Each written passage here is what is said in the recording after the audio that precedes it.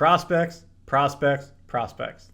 That's the name of the game right now in Warriors Digest. That's the name of the game in Warriors Land. Who are we taking with the 52nd pick? That's all that the focus of the Warriors right now. Not a lot of news coming from the team about signing Clay, what's happening with Chris Paul. Of course, we'll keep you updated when that happens, but right now it's about prospects. And we're going to look at two prospects for you today. One is a player that multiple mock drafts have Warriors taking, point guard, high-level shooter. The second, shooting guard, a great shooter as well, but I haven't seen them picked in any mock draft by the Warriors. However, we brought him in, so we're going to take a look at him. Before we get into it, Randy Silver here, Warriors Digest. Thank you for helping us get 1,000 subscribers. It means so much. We're at 1,030 at the time of this video. Please helping us get to 1,100, 200, 300, 2,000, 3,000, 4,000 more. Subscribe, notified. We have a lot of cool things coming on this channel for you now that we're at 1,000 subscribers. Thank you. KJ Simpson. Let's talk about him. A recent mock draft has the Golden State Warriors taking Colorado Buffaloes guard KJ Simpson with the 52nd overall pick. Getting Simpson with the 52nd pick may be considered a steal given where he's evaluated in mock drafts, with Bleacher Report's Jonathan Weiserman projecting him to go 33rd overall to Milwaukee Bucks.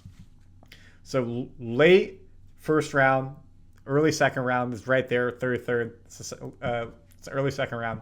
But then for him to fall another 20 picks to us at 52nd, that's a big fall.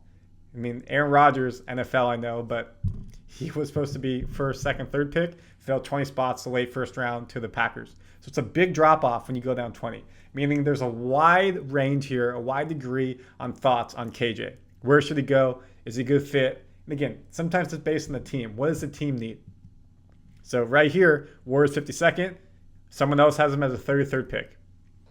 Wiseman compares Simpson to Orlando Magic guard Cole Anthony, while the Ringer's Kevin O'Connor believes he has shades of former longtime NBA player George Hill, as well as 2019 NBA champion Fred VanVleet.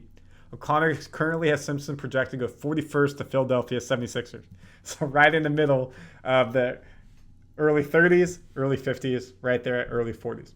I like that comparison of Cole Anthony and Fred VanVleet. Cole Anthony on the Magic, made the playoffs, integral part of that team. Fred VanVleet was a nobody coming out of college. I mean that very nicely. He was not someone who was highly looked at, was not someone who was supposed to be a go-to player. And what did he do? He earned his way on the Raptors, earned the starting role, and was integral in winning the championship against us Warriors. I mean, he shot the lights out of the ball in the NBA Finals. Champion. And what did he do? Earned himself a big payday with the Houston Rockets. Is helping that team. We saw the jump they made this year, only going to get better. So being compared to those two players is a big thing for KJ Simpson. It shows that maybe he's not at the top of the draft boards, maybe not someone that they're looking at as someone who can come in and make an impact in his rookie season, maybe not even his sophomore season, but continued development, working on his craft, can become a legitimate starter and a high-level player in this league. So does that mean KJ Simpson is going to help us in this upcoming year? Maybe not. In the next year? Maybe not. But we also need to look to 26, 27, 28. When Steph Curry, his contract's up. Is he going to come back? Draymond's contract is up. The new guard, Steve Kerr's contract is up. Who do we have to help us into this future? So it's a tough pick, of course. Do we go for now or for the future? What was his NBA Combine measurements? He measured barely over 6 foot. And again, that's without shoes. Barefoot, 187 pounds. Give him another 15, 20 pounds in the NBA weight room. 6'4 wingspan, 7'9 standing reach, 32.5 standing vert, and 40.5 max vert at the 2024 NBA Combine. So he's not tall. What do Warriors need? Size, length, rim protection, blocking, rebounds, interior defense. That is not him. He's a point guard, a true point guard. At 6 foot, he's Chris Paul's height. So you got to be really good in this league to be able to be a 6 foot player. We know the league, the average guard is probably 6'2", 6'3". 6 foot means you either got to be an elite passer but most likely an elite shooter. And that is what Simpson showed at Colorado. KJ Simpson, you can see here out of West Hills, California, 6 foot, 189 is what on ESPN. Again, we know it's closer to 187, 6 foot, so it's glad to see it's even. His season at Colorado almost averaged 20 points a game, almost averaged 6 rebounds, 5 assists, 47% shooting. So he was a high-level offensive threat at Colorado. And we can look, he got better every season. And that's what you want to see. Someone develop their shot, their playmaking ability. He went from playing every game his rookie season, freshman year, to starting every game basically in 2022-23, and then started every game his last year, junior year in college. Minutes, 35 minutes a game. 35 minutes a game. He's playing and playing and playing and starting, meaning he's not hurt, he's durable. What I love to see again, field goal percentage. Look at go up every season from 37 to 47. 3-point percentage was not good his first 2 years and then bumped up to 43%. That is elite status, 43% from three, and we're going to look at that in a second. But that is why he's moving up boards, because he can shoot the three. You got to be able to shoot when you're 6 foot in the NBA, and he proved he can do it. Free throw percentage, close to 90. That's Steph Curry territory, Klay Thompson territory. And look how many rebounds he's getting. 6 a game as a 6-foot point guard, 6 a game. That is very good. Podziemski was an amazing rebounder for us. Yes, he's taller. He's 6'3", 6'4" range. But getting those rebounds from the guards. Steph Curry is a sneaky good rebounder as well. Would not expect him to get blocks, fair enough. Almost 2 steals a game. Helping us get turnovers is big. And then almost 20 points a game. So a very solid offensive player. So I said I would show you this. Look at his 3-point percentage. Went up from 25 to 27 and jumped to 43. And it wasn't like he took a lot more shots between 27 to 43, only 40 more threes, but his efficiency went way up. Same with his field goal percentage, 400 to 512, shooting a lot more twos in that mid-range, but made a significantly more. A 10% increase almost is a big jump. Free throws, again, jumped up 6%. What is this showing you overall? He is a strong shooter, and he's getting better at shooting. And you put him in the NBA program. Put him in shooting drills next to Steph on a daily basis, next to the Warriors shooters. He's going to get better and better and better. So this is why he's going to compare to someone like Van Vliet, where maybe he wasn't the most heralded prospect coming in, but he has the work ethic. He has the ability to get better. His ceiling is up there, and if he can hit it, he'll be a contributor and a strong part of your team. Is he going to come and start for the Warriors? No. Of course, at point guard is Steph Curry. Your backup point guard is Brandon Podziemski. If Chris Paul comes back, not at $30 million, at whatever contract that is, much smaller, he's your number 2 point guard. So this is someone that you're going to bring in, will probably be a two-way player at the best to start because of the depth we have at that position, or we'll go into the G League and continue to get better. So this is someone you're going to get, hoping that he'll develop for the future. At the NBA Combine, after a strong first scrimmage, Simpson wrapped up the Combine with 11 points, 7 rebounds, and 4 assists with a win. Again, 7 rebounds as a 6-foot point guard is elite. Simpson, who averaged 19.7 points for a Colorado team that have won 2 NCAA tournament games, helped his cause in Chicago with his passing ability, showing unselfishness and creativity with impressive timing and pace. He used smart screens, drives the paints with heads up, and can operate in short and mid-range spots. Great. So what's the Warriors offense? A lot of motion, a lot of screen. So being able to, one, play next to Steph, next to Brandon, be able to set screens or come off of screens is important. Yes, he probably doesn't play next to them. He would be playing instead of them because they're on the bench. So you got to be able to run the offense still. Head up, drive to the paint. Can you kick out to your shooters in the corners? Can you get a basket up in the mid-range? Do a quick boom, jump pivot, up. He can do it. In shoes, he measured 6'1.5". Without shoes, 6 foot. Defensively, he pressured the ball and fought over screens, critical at his size. In a league filled with oversized wings, some NBA teams won't consider drafting a player of Simpson's stature, so showing he can be productive in a different role was a positive step in positioning himself to get drafted.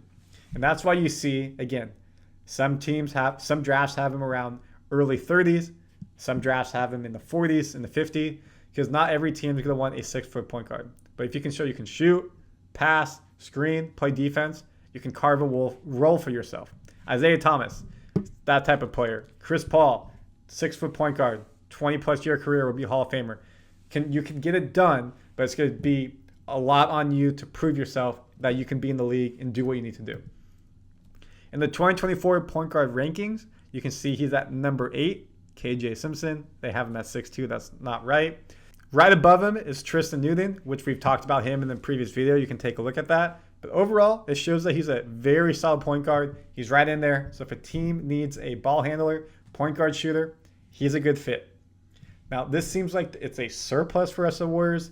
We looked at a bunch of different videos. Do I think we should draft him over Enrique Friedman? No. Jalen Bridges? No. Bona? No. So I think there's other players who are in a better position for the Warriors. Yes, we need shooting, but we don't need a 6-foot point guard right now. He's not going to play a lot. And if we want to be able to compete in the playoffs this year, compete for a championship, we need a big man inside, or we need a 3-and-D ring player. The people I just named are a better fit for the Warriors' needs. So let me know your thoughts. Comment below. What do you think as well? And that takes us to our second player of the day, NC State guard DJ Horne, who has had a lot of pre-draft workouts, not just with the Warriors. After spending the better part of the last 2 months working out and preparing for playing professionally, the former NC State guard is set to kick off 4 NBA workouts over the next 2 weeks: Grizzlies, Rockets, Warriors, Charlotte. And I've seen he has much more. So who is he, and why is he getting a lot of workouts with teams? The 6'1", 175-pound guard wasn't invited to the NBA Combine and isn't expected to be taken in the draft next month, but he's working toward getting a shot at the professional level.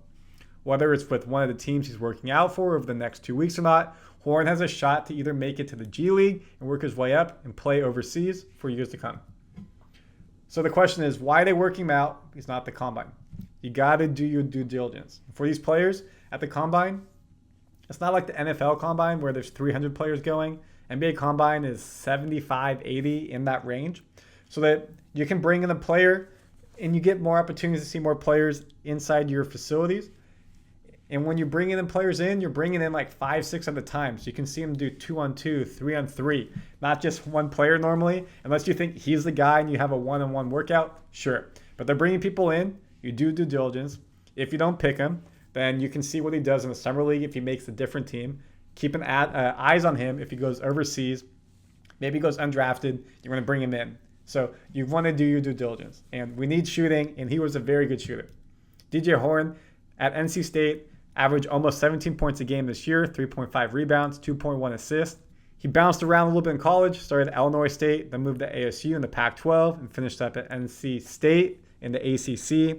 Started a lot of games in college, 143 out of 160, meaning he's consistent. He's playing around 30 minutes a game. Look at his field goal percentage, 43% his senior year, stayed upper 30s, low 40s his whole career, was around mid 30s to low 40s at 3-point percentage. So he did a nice job in college shooting and showed he can play at a Pac-12 school, that competition. NC State was a starter on that team that made it to the Final Four. So he's played in high-level competitive games. I mean, look at this as well. During his lone season with the Wolfpack, again, he averaged 17 points, 3.5 rebounds, 2.1 assists. He had a stretch of 6 straight games with 24 points or more in ACC play and had 20-plus points in the ACC championship game versus UNC, Elite Eight against Duke, and Final Four versus Purdue. He is playing elite competition and scoring, playing top-ranked defenses and scoring, playing pressurized games and doing very well. That is the intangibles that you look for when you're trying to draft a player. That's what you want on your team. You want someone who is from a mid-major potentially and hasn't played a lot. You're looking at someone who's coming from a lower Pac-5 school and doesn't play a lot. You're looking for someone who's playing a lot of games, playing big games, championship level games, NCAA tournament level games, and doing well. That means when you bring him in, you know what you can expect if it's in the G League, on the bench, what they bring in, the program that they have. Is NC State guard DJ Horne going to get picked? Probably not by us. Again, if you have to pick between Horne or Simpson, I'm taking Simpson. We don't need a guard right now. We don't need a point guard, 6'2". We need someone height. The 3-and-D type of player, the center type of player is what we need. However, we brought Horne in. We're going to take a look at him. Think he could be a good fit on the team. Maybe he goes undrafted. We bring him for Summer League, G League. Love to see what he develops to. Same for Simpson. But right now, 2 good players, not the fit for the Warriors, not who we need. Comment your thoughts. Let me know. And of course, subscribe. We'll keep these coming out daily. And any other Warriors rumors, news, and information for you. Out.